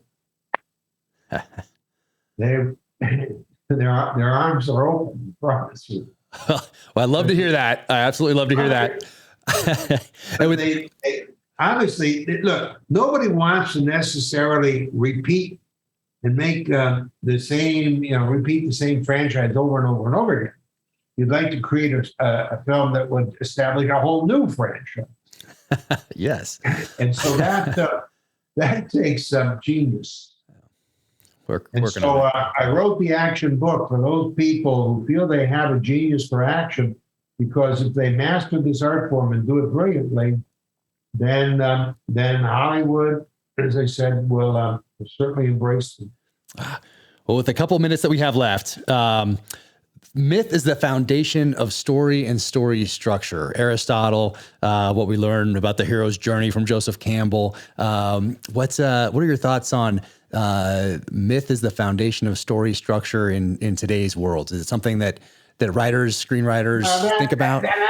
That thought actually has it upside down. Mm. That's okay. Myth, and when you say myth, I think you mean the hero's journey. Yes. Okay, that particular myth is a story, right? And it has certain motifs to it. You go from through the desert land to the green land, and on and certain adventures along the way. The hero goes unconscious and is awakened, and blah blah. Okay, it is a very narrow version of action with certain set pieces to it. And it is a story, but it's a kind of story. And so it is a subset, a rather small actually, in terms of numbers, rather small subset of the universe. The universe is story. The hero's journey is an illustration of that, but it's a very limited, narrow illustration of the universe of story. And so there are, as I list them in the book, there are many, many different fundamental genres. They are all aspects of the universe of story. There are presentational genres, ways in which you express story, and so on. But the universe is story. And the hero's journey is one little variation of that. Mm-hmm. And as I said, it's not, and it is narrow and limited in a way, but adventure is much grander than that. Action adventure is much grander than that. And there's a thousands of ways to tell an action adventure story. The hero's journey is one little formula. And it's, as I said, it's only a small percentage of storytelling. And so it's a mistake to think that the hero's journey is a template for you as a writer. It's simply one example, and I included, of course, in my action book, but it is just one example of the kinds of action stories that we tell. So I read it. The Hero of 1,000 Faces was a really wonderful book to read. I enjoyed it a lot, and but I recognize that this is, as I said, just one pattern. It is not the universal. It's a part. It's not the whole. And what happened in Hollywood is they mistook the part for the whole. And as a result, they copied it again and again and again and again. And it shrunk their thinking and their imaginations because they want commercial success. And they thought, if you copy the hero's journey, then you'll have the success the way George Lucas did. And that's unfortunate. Interesting. And so I think you should read it. I think it's one possible of many, many different subgenres of action. in my book, as I said, I take you through all the many, many subgenres of action, or genres of action, and all their intergenres. There's 16 of those, and so it's a big universe. Yeah. And the hero's journey is just one interesting little example. God, interesting. And when you think thriller, what are those essential elements that come to mind first when you think thriller? Deception is, the in the thriller you're trying to you see in the action story, usually you know what's going on. There's an attack. The villain, does something terrible. Okay. And it may be trickery involved, but in a thriller, you don't know what's going on. There are clues, things happen. But you're, the motif of a thriller is you're in the dark all the time.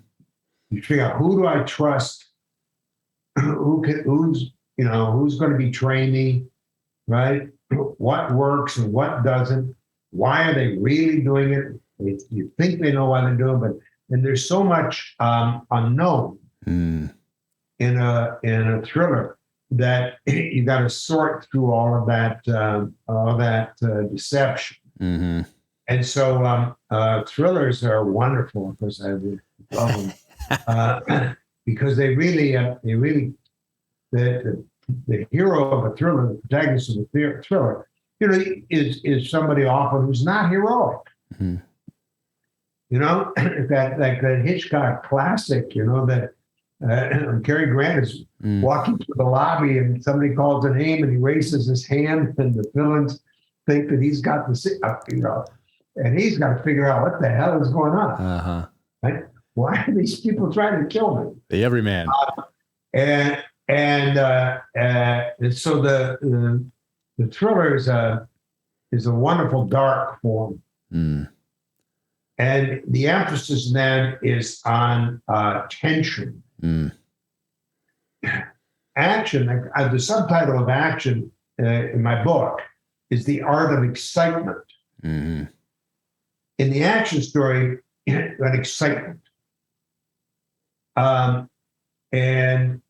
excitement is caused by the distance of in terms of life and death, the distance the hero has to how close to death or how far away. Closer and closer and closer they come to death, the greater and greater the excitement. In the thriller, it's trying to figure out what's going on. And so the thriller is full of tension. And the tension, it's not excitement, it's tension. And the tension is you're in the dark and you don't know what to do, who to trust, who's on your side, who's not, what do they really want, whatever. All this unknown creates an incredibly tense story. So the thrillers are tense, action's exciting. Got it. Oh, I love it. And I know you have to go, but before you go, I want to read one passage here from Story that stood out to me. Maybe because it's my love of history, some of my background, and also I think it's important. You write, authoritative personalities like Plato fear the threat that comes not from idea, but from emotion. Those in power never want us to feel. Yeah. Thought can be controlled and manipulated, but emotion is willful and unpredictable. Artists threaten authority by exposing lies and inspiring passion for change. This is why when tyrants seize power, their firing squads aim at the heart of the writer.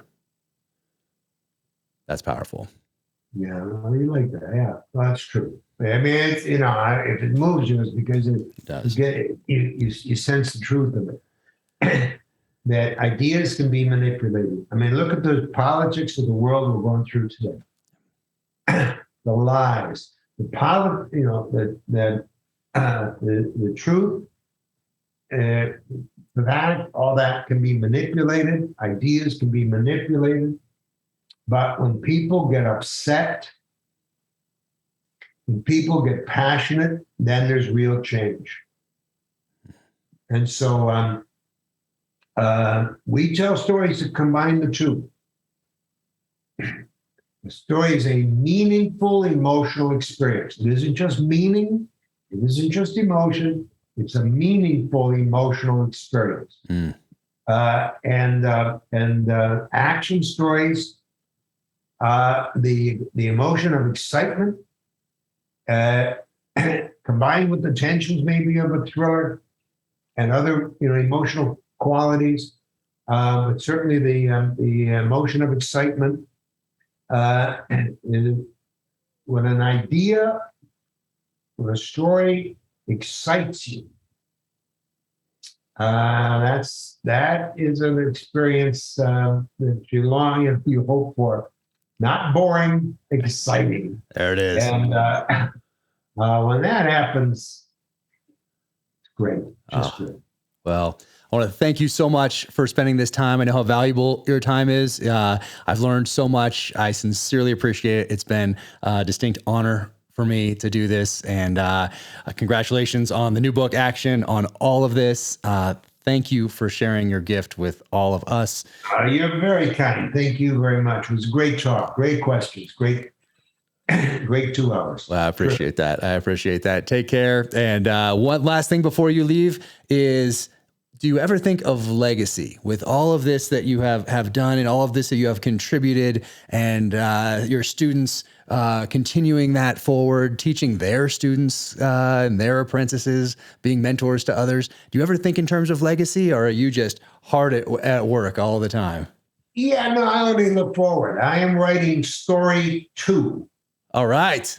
As we speak. I love it. Breaking news. I am in chapter 3 of story 2. All right. And I've learned a lot over the last 25 years since I wrote story 1. And so story 2 is going to be a whole new expansion and idea of story. And so the legacy is nice. But I'm looking ahead. I want to take story into a new depth and quality that it didn't have in the first version. Well, I cannot wait to read that. And once again, thank you for everything. And hopefully I'll see you in person one of these days soon. I do too. You take care now. You too. Take care. Bye-bye. A special thanks to our presenting sponsor, Navy Federal Credit Union. I've been a member since 1996. That is my first year in the military. And right now, when you become a member of Navy Federal Credit Union, life gets better. That's why they created a fully loaded car buying experience. I've bought cars and motorcycles using it in the past. You can finance, buy, protect, and enjoy your auto purchase all from one convenient place. They have pre-approval that's good for 90 days, so you know what you can afford while you shop. They also offer great auto loan rates. You can shop for new and used cars with Navy Federal's car buying service powered by TrueCar. You can also get exclusive member savings with Carfax, SiriusXM, and more. They're always available with 24/7 member service representatives to answer any questions.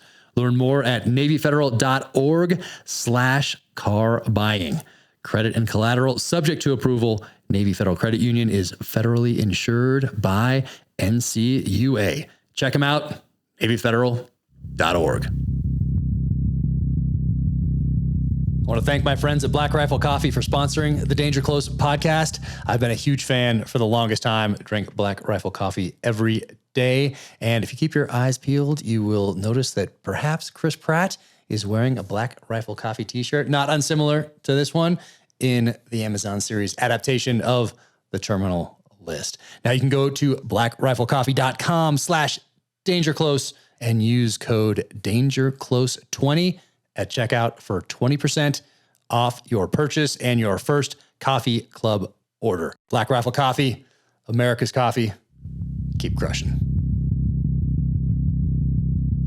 All right, let's talk about 10,000.cc. So 10,000, awesome company. If you have tried their interval shorts or their tactical shorts, which these are right here, you know that you are not going back to anything else. These things are awesome.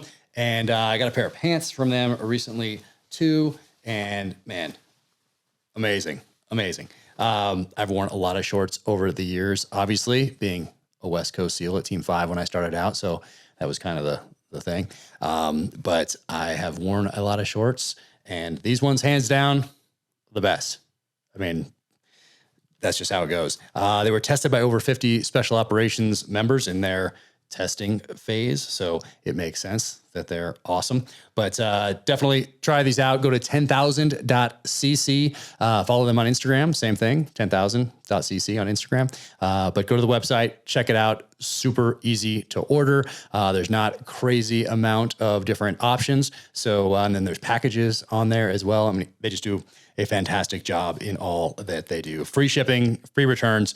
Go to 10,000.cc/Danger Close for 15% off your order. You will not regret it. Welcome to the gear highlight portion of the Danger Close podcast. I'm going to start over here with this. Oh man, how cool is this Kalashnikov? It's a print. This photo is taken by James Rupley. He takes the photos for the Vickers Guide and the Vickers Guide series of books. They're essentially coffee table books. You've probably heard me talk about them before, but Larry Vickers, James Rupley, now they have a bunch of subject matter experts that also contribute. But those books are my first stop when it comes to unique weapon systems for the novels. Amazing. They're so cool. Check them out, vickersguide.com. And then they have a couple prints, but I think they're all sold out on there. But this is one of them. And I thought this was just an awesome picture. So, James, thank you so much for finding this and sending it to me. And just super cool. So thank you so much. What else? All right. Here we go. United States Naval Special Warfare. This book right here. Once again, coffee table-esque type book, and has a history of the SEAL teams in here. And this thing is pretty cool. The Navy SEAL Museum sent this out. So thank you guys. If you have not made the trek down to the UDT SEAL Museum in Fort Pierce, Florida, you should definitely do it. They have done an incredible job with that museum. So check them out online. Just they're a wealth of knowledge online, and then take at least a day, but you might need more because it's probably a 2-day trip down there because they did such a great job with that museum. But check them out for sure and follow them on the social channels and get one of these as well if you are a frogman or an aspiring frogman. So very cool right there. Badass workbench right here. Badass dash workbench. This thing is serious. Check them out too. They made this desk, brought it all the way out here, and man, could not be happier with this thing. Incredible. And Send Me. So Send Me right here. This is out now. You can go to sendmemovie.com to find out about it, or go to Amazon Prime. You can watch it there. It is a 1-hour documentary about the fall of Kabul. If there are any proceeds, they all go to save our allies and their mission. So it's not an honor to be involved with this as an executive producer, but these guys did all the work, put themselves in harm's way. And check it out, sendmemovie.com. Amazon Prime. Watch it. 1 hour. It's powerful. It's emotional. And it is out right now. All right. Last thing. What's this? KJ Murphy's custom hatter. Yep. KJMurphys.com. So I was with Mike Glover of Fieldcraft Survival at their holiday party last December. And Mike found out that I didn't have a cowboy hat. So they just happened to have KJ Murphy's right there, and measured and made a little custom hat here. And this thing just arrived. Very nice note in here as well. So thank you guys. And look at that. Got a little camo band around the top right there. And you can't really tell, but right here, cross tomahawks. Yep. There it is. Let's see. Yep. Especially made for Jack Carr right there. Very cool. But now Mike and I have something to wear when we can sit around and drink some whiskey together. So let's see. Oh, there it is. Take care out there. Thank you for tuning in to the Danger Close podcast, an Ironclad original presented by Navy Federal Credit Union.